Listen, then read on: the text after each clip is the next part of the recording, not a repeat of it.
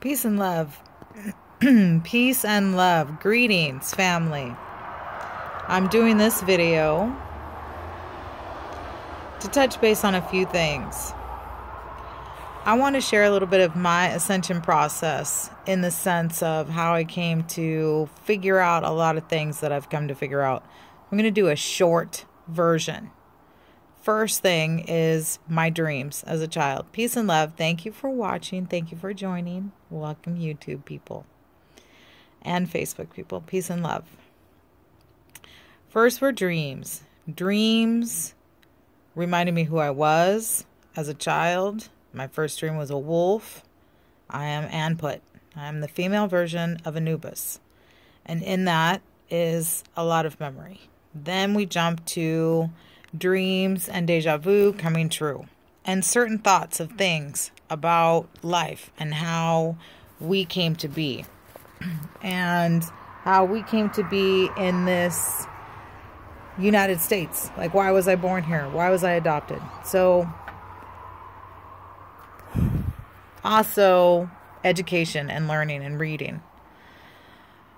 All of these put together in my ascension process was always happening, as it is always happening for everyone. We're always on a path to figuring out who we are, remembering who we are, and bringing that consciousness and light within to the world, to the table, to whatever it is that feeds us and brings us joy.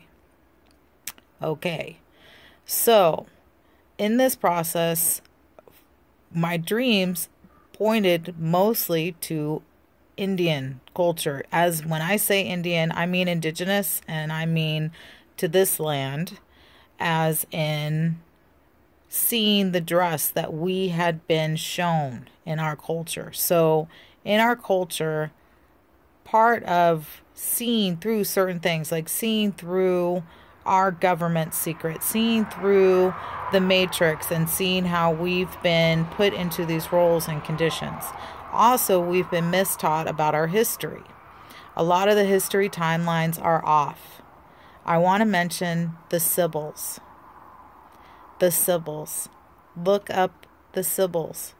There is a great video on YouTube. It requires reading. The music is great behind it. It is produced by the woman who wrote a book about Sibyls. Our religion, our practices of magic, our inner and understanding of the elements, the feminine and the masculine divine, come from the knowings and the teachings of the Sibyls, who were prophetesses and were able to speak to the gods and the goddesses. And then through timelines and through writings, we've been mistaught about religion and certain words. So I'm going to talk about the word more. When I looked up the word pagan, it led me to the word heathen, which led me to the word more. So I'm going to start with the word pagan. The word pagan is typically used for people who are idol worshipers, worship more than one god. And then as you look in that, you will see the word heathen. If you look up the word heathen, it means people of the Heath. The name Heather is actually named after Heath. Heather, Heather. People of the Heath means they grew up in the bush along with nature. In the word heathen, you would see the word more. If you look up the word more, it basically means people of the earth, dark-skinned people of the earth.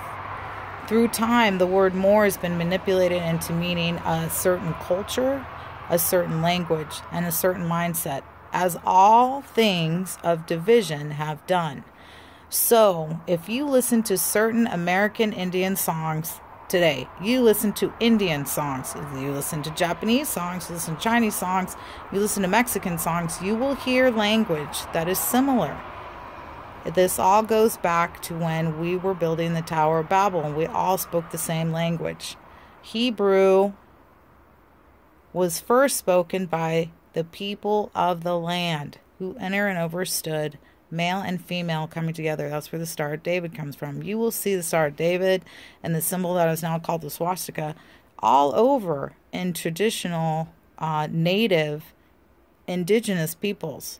And When we talk about indigenous peoples, black people and white people, this is going to be a harsh reality. This is a rough one.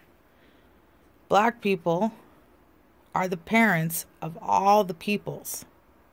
Dark-skinned people are the parents of all the peoples. Dark-skinned women are the parents of all the peoples.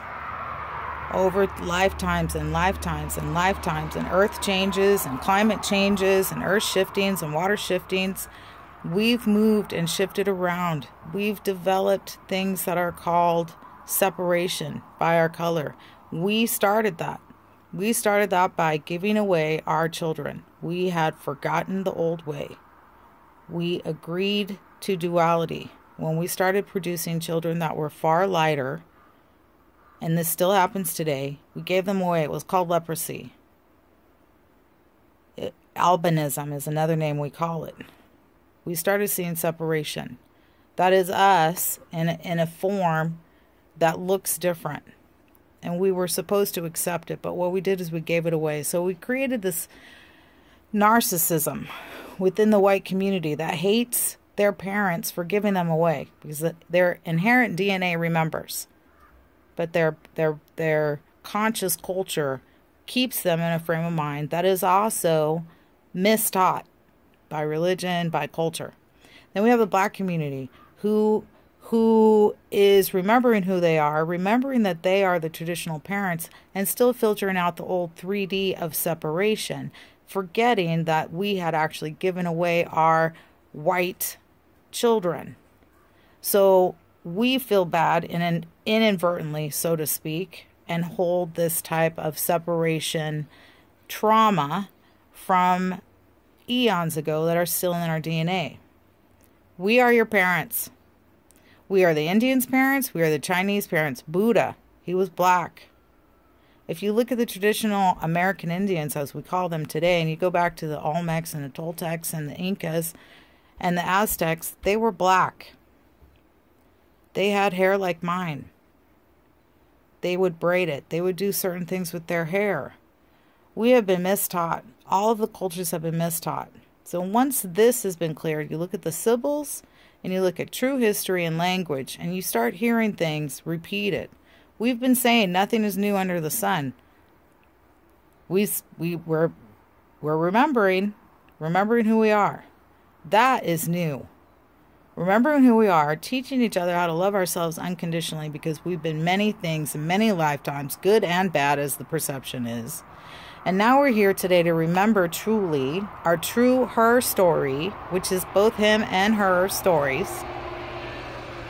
The truth of tribes, the truth of how the Indians, the indigenous people of America, were shipped and traveled on their own all over the world. Akhenaten, American Indian, as we now call it. Indigenous is what every single person is. If they remember, they are a part of the earth. We are of the flesh. We are of the earth. We are all indigenous. This is what we've forgotten. It's time to remember the divine feminine. Look up the Sibyls. If you have the chance, if you're interested in seeing more of the truth. And continue to investigate beyond religion and beyond male patriarchal teachings. I love you, men, and also embrace the feminine as we must embrace the masculine. Much love. Have a beautiful rest of your day. Thank you for watching. If you have any questions, feel free to leave comments. Check in with me on Facebook. We can continue the conversation. Much love. Peace and love.